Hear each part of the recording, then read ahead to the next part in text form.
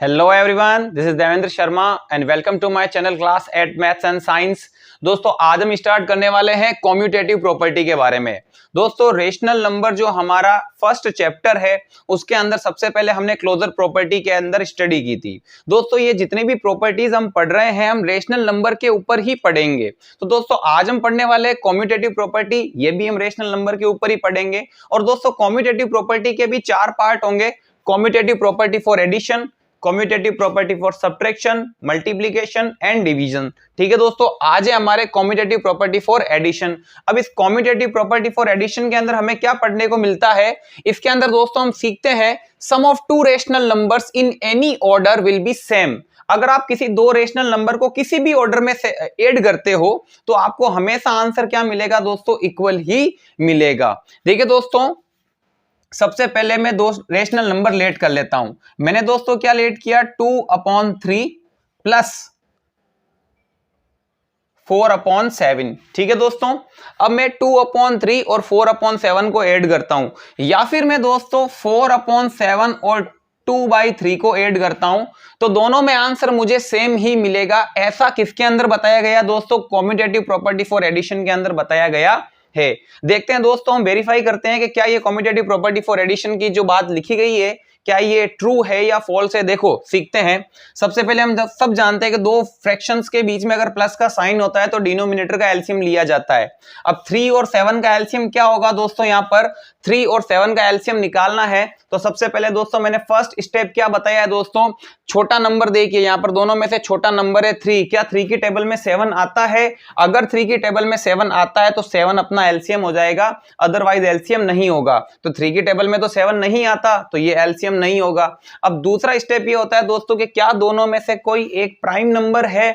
तो दोस्तों यहां पर तो दोनों ही प्राइम नंबर है, तो सीधा इन दोनों को मल्टीप्लाई कर दो। 3 7 21, आपका ये एलसीएम हो जाएगा। 3 की टेबल में 21 कितने टाइम आता है दोस्तों? जाहिर सी बात है 7 टाइम ही आएगा। अब 7 को मल्टीप्लाई करना होगा इस 2 से, प्लस का साइन। 7 की टेबल में 21 3 टाइम आएगा और इस 3 को मल्टीप्लाई करना होगा 4 से। 7 2 14, 3 4 12 अपॉन 21। दो फ्रैक्शंस के बीच में प्लस का साइन है, डिनोमिनेटर का एलसीएम लेंगे दोस्तों 21 आ जाएगा। 7 की टेबल में 21 3 टाइम, 3 को 4 से मल्टीप्लाई करेंगे दोस्तों, फिर प्लस का साइन। 3 की टेबल में 21 7 टाइम, 7 को मल्टीप्लाई करेंगे 2 से। 3 4 12 plus 7 2 14 upon 21। 14 plus 12 then answer is 26/21। 12 plus 14 then answer दोस्तों अगेन 26/21। यानी अगर मैं दो रेशनल नंबर को किसी भी ऑर्डर में ऐड करता हूं तो मुझे आंसर हमेशा क्या मिलेगा दोस्तों? सेम ही मिलेगा, इक्वल ही मिलेगा। ऐसा किसके अंदर बताया गया है? Commutative property for addition. अगर मैं दो रेशनल नंबर को दोस्तों ए और बी से रिप्रेजेंट कर देता हूं, यानी इन दोनों रेशनल नंबर को मैं ए और बी से रिप्रेजेंट करता हूं, तो दोस्तों इसको एक स्टैंडर्ड फॉर्म देते हैं। यानी अगर मैं ए प्लस बी करता हूं या फिर दोस्तों मैं बी प्लस ए करता हूं तो मुझे आंसर क्या मिलेगा? इक्वल ही मिलेगा। ये जो हमारी कॉम्यूटेटिव प्रॉपर्टी है उसकी स्टैंडर्ड फॉर्म हो गई। आई बात समझ में दोस्तों? ए प्लस बी कीजिए या बी प्लस ए कीजिए, आपके आंसर सेम मिलेगा। और यहां पर ए और जो बी है ये किसको डिनोट करते हैं दोस्तों? ये डिनोट करते हैं आपके रेशनल नंबर को। होप कि आपको समझ में आया होगा। चाहो तो आप इसको नोट कर सकते हो। फिर दोस्तों हम कॉम्यूटेटिव प्रॉपर्टी फॉर सब्ट्रैक्शन पढ़ते हैं। नेक्स्ट है दोस्तों अपने कॉम्यूटेटिव प्रॉपर्टी फॉर सब्ट्रैक्शन। देखो दोस्तों कॉम्यूटेटिव प्रॉपर्टी फॉर सब्ट्रैक्शन के अंदर हम क्या सीखते हैं? इसके अंदर ये बताया गया है difference of two rational number in any order will be not same. अगर आप दो रेशनल नंबर को अलग अलग ऑर्डर में सब्ट्रैक्ट करते हो तो आपको आंसर इक्वल नहीं मिलेगा। दोस्तों मैं आपको बता देता हूं, अगर आप रेशनल नंबर के बजाय किन्हीं और नंबर को भी किसी भी ऑर्डर में सब्ट्रैक्ट करोगे तो आपको आंसर सेम नहीं मिलेगा। सपोज कीजिए दोस्तों आप 5 में से 3 माइनस करते हो, ठीक है, या फिर आप 3 में से 5 माइनस करते हो, तो क्या आपको आंसर सेम मिलेगा? सेम कैसे मिलेगा दोस्तों? 5 में से 3 माइनस करने पर 2 आएगा और 3 - 5 का आंसर दोस्तों आपके -2 आएगा, है कि नहीं है? अब जाहिर सी बात है 5 में से 3 माइनस होगा और 5 नेगेटिव का तो आंसर भी नेगेटिव में आएगा। आई बात समझ में? तो आंसर इक्वल कैसे हो सकता है, यही हमें इसके अंदर पढ़ने को मिलता है। यानी जो कॉम्यूटेटिव प्रॉपर्टी है वो सब्ट्रैक्शन के ऊपर आपके वेरीफाइड नहीं होती है, सेटिस्फाइड नहीं होती है। इसके अंदर हम दो रेशनल नंबर लेके भी सॉल्व कर सकते हैं, वेरीफाई कर सकते हैं। देखो यहां पर मैं लेता हूं दोस्तों 8/7 माइनस 3/7, या फिर दोस्तों मैं 3/7 माइनस 8/7 करता हूं तो देखते हैं आंसर सेम मिलता है कि नहीं मिलता है। दो फ्रैक्शंस के बीच में माइनस का साइन है, डिनोमिनेटर का एलसीएम लेंगे दोस्तों। अब डिनोमिनेटर क्या क्या है आपके, 7 और 7 डिनोमिनेटर इक्वल है तो एलसीएम भी 7 ही आएगा। यहां तो मैंने बहुत इजी लिया है। 7 की टेबल में 7 कितने टाइम आएगा दोस्तों, 1 टाइम, और इस 1 को 8 से मल्टीप्लाई करेंगे तो 8 आएगा। माइनस 7 की टेबल में 7 कितने टाइम आएगा दोस्तों, 1 टाइम, 1 को 3 से मल्टीप्लाई करेंगे तो दोस्तों 3 आएगा। 1 इंटू 8 8 आएगा, 1 इंटू 3 3 आएगा अपॉन 7, 8 माइनस 3 देन 5/7 आंसर आया। अब उधर देखते हैं दोस्तों कितना आता है। तो देखिए एलसीएम यहां पर भी क्या आएगा दोस्तों, सेम ही आएगा। मैं आपको एक चीज बता देता हूं दोस्तों, जब डिनोमिनेटर इक्वल होते हैं तो वही आपका एलसीएम हो जाता है, और आप डायरेक्ट 3 माइनस 8 लिख दीजिए। ठीक है दोस्तों, वैसे भी हमको पता है यही 8 आएगा, यही 3 आएगा, लेकिन ये फायदा आपको तब मिलेगा जब डिनोमिनेटर सेम होगा। तो आपको कुछ भी कैलकुलेशन करने की जरूरत नहीं, एज इट इज सबको लिख दिया करो, आपको आंसर बहुत इजीली फाइंड होगा। 3 माइनस 8 देन आंसर -5 आएगा दोस्तों। 3 में से तो 8 जाता नहीं है, 8 में से ही 3 जाएगा और आंसर माइनस में आएगा, -5/7। तो आप ही देखिए, अगर मैं दो रेशनल नंबर को डिफरेंट ऑर्डर में सब्ट्रैक्ट करता हूं तो मुझे आंसर इक्वल नहीं मिलता है। तो दोस्तों इसी के साथ commutative property for subtraction complete होती है, आप इसको नोट कर सकते हैं। फिर हम समझते हैं दोस्तों कम्यूटेटिव प्रॉपर्टी फॉर मल्टीप्लिकेशन। और दोस्तों इसको भी हम स्टैंडर्ड में भी लिख सकते हैं। कैसे, देखो मैं a माइनस बी यानी दो रेशनल नंबर को माइनस कर रहा हूं, और इधर मैं इनको डिफरेंट ऑर्डर में माइनस करता हूं b माइनस a, तो आंसर इक्वल नहीं मिलता है। तो बीच में इक्वल नॉट का साइन लगा दीजिए, और ये जो a और b मैंने लिखे हैं ये मेरे रेशनल नंबर को डिनोट करते हैं। ये जो मैंने a और b लिखा है दोस्तों, ये किसको डिनोट करते हैं, ये हमारे रेशनल नंबर को डिनोट करते हैं। चैप्टर ही रेशनल नंबर पढ़ रहे हैं तो ये सब प्रॉपर्टी भी रेशनल नंबर पे ही चलेगी, नोट कीजिए आप। नेक्स्ट है दोस्तों हमारे कम्यूटेटिव प्रॉपर्टी फॉर मल्टीप्लिकेशन। देखो दोस्तों कम्यूटेटिव प्रॉपर्टी फॉर मल्टीप्लिकेशन के अंदर क्या बताया गया है, product of two rational number in any order will be same. अगर आप दो रेशनल नंबर को मल्टीप्लाई करते हो और किसी भी ऑर्डर में करते हो तो आपको आंसर हमेशा इक्वल मिलेगा। हम दो रेशनल नंबर लेट करते हैं और उनको अलग अलग ऑर्डर में मल्टीप्लाई करके देखते हैं, वेरीफाई करते हैं कि आंसर इक्वल मिलता है या नहीं। ठीक है दोस्तों, देखिए मैंने दो रेशनल नंबर लेट किए, सपोज 8/3 और एक में लेट कर लेता हूं दोस्तों अपने 15/24। ठीक है दोस्तों, अब इनको मैं मल्टीप्लाई करता हूं, 8/3 और 15/24 को मल्टीप्लाई करता हूं, या फिर दोस्तों मैं 15/24 को मल्टीप्लाई करता हूं 8/3 से, तो मुझे आंसर इक्वल मिलता है या नहीं मिलता है। ये जो कम्यूटेटिव प्रॉपर्टी फॉर मल्टीप्लिकेशन के अंदर बात लिखी गई है ये वेरीफाई होती है या नहीं।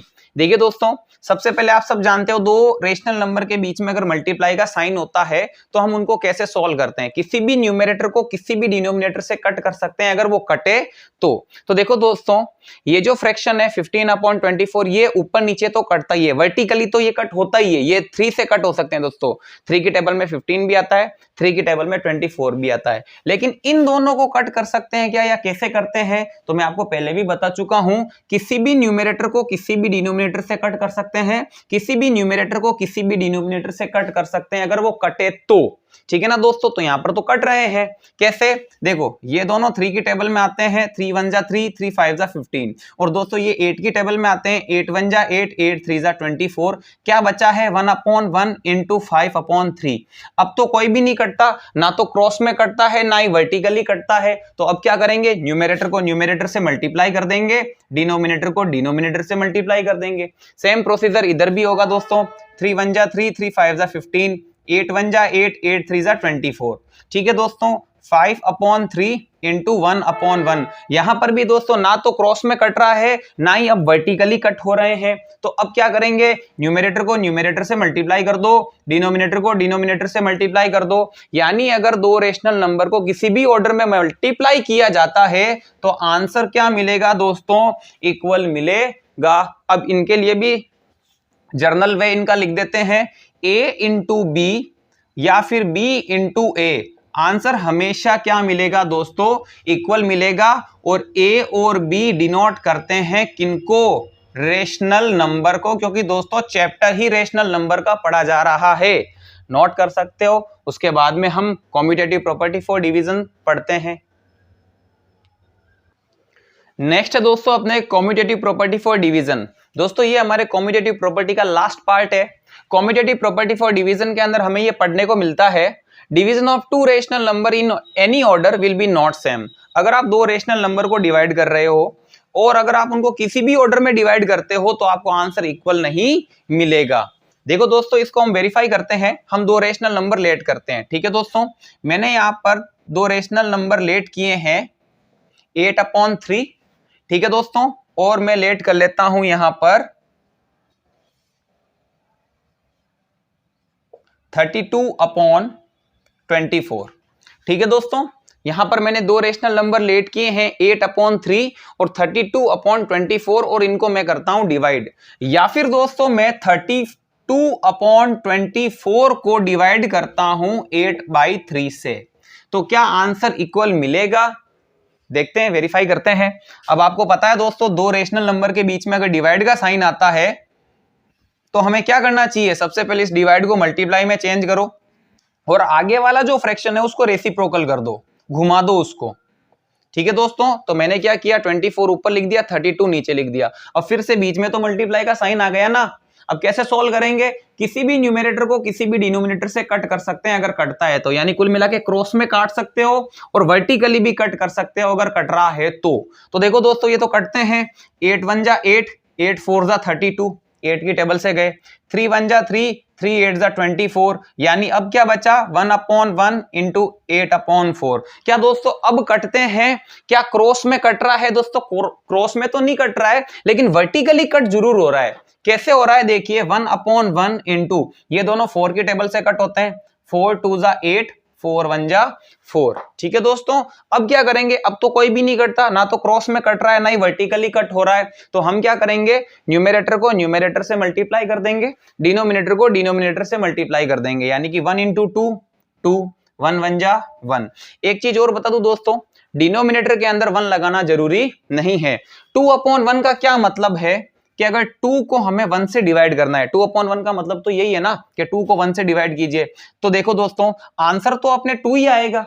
अगर मैं 2 को 1 से डिवाइड करता हूं तो आंसर तो 2 ही आएगा ना, तो इसका मतलब डिनोमिनेटर में 1 लगाना जरूरी नहीं होता। तो आंसर क्या आया दोस्तों, 2 आया। अब हमें 32/24 को दोस्तों 8/3 से डिवाइड करना है। ठीक है दोस्तों, अब फिर से वही प्रोसेस होगा, डिवाइड का साइन मल्टीप्लाई में चेंज होगा और ये रेसिप्रोकल हो जाएगा।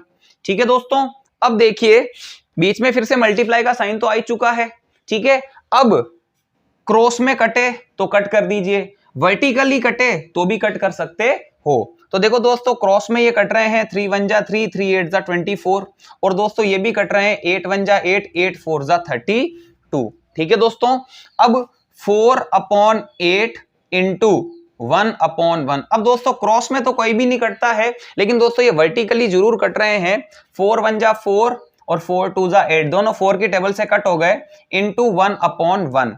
ठीक है दोस्तों, अब तो ना तो क्रॉस में कट रहा है ना ही वर्टिकली कट हो रहा है, तो न्यूमरेटर को न्यूमरेटर से मल्टीप्लाई और डिनोमिनेटर को डिनोमिनेटर से मल्टीप्लाई कर दीजिए। गलती से ये मत कर देना कि सर न्यूमरेटर में भी 1 लगाना जरूरी नहीं है ना, भाई गलत हो जाएगा यहाँ पर। ठीक है ना, 1/2 का मतलब है हाफ।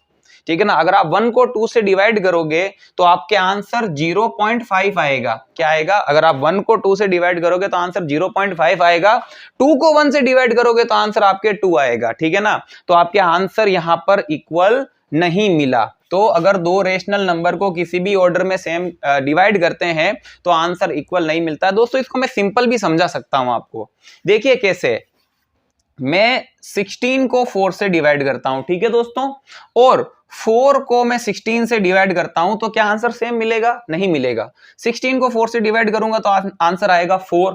और दोस्तों 4 को अगर 16 से डिवाइड करना है तो वो तो डिवाइड ही नहीं होता। इसका मतलब है कि 4 को 16 से डिवाइड करना है तो डिवाइड कैसे होगा? तो फिर हम क्या करते हैं दोस्तों, इनको फ्रैक्शन में लिख देते हैं और इनको फ्रैक्शन में कट करते हैं। 4 1 जा 4 और 4 4 जा 16। तो आंसर यहां पर 1/4 आ रहा है।